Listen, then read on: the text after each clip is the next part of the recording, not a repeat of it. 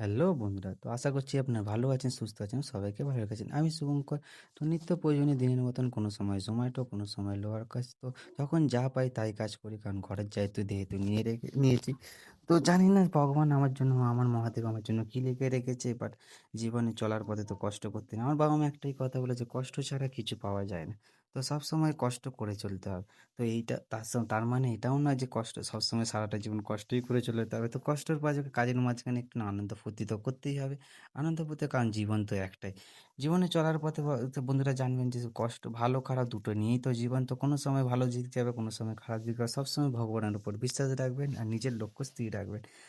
তো আমার সাথে তো মার আমাদের মতো মিডল ক্লাস ফ্যামিলির তো একটাই ইচ্ছা যে নিজের মা-বাবাকে একটা ভালো লাইফ, ভালো বেটার কিছু অপরচুনিটি দেওয়ার চেষ্টা করা। তো বন্ধুরা তো এটাই চেষ্টা করে চলেছি।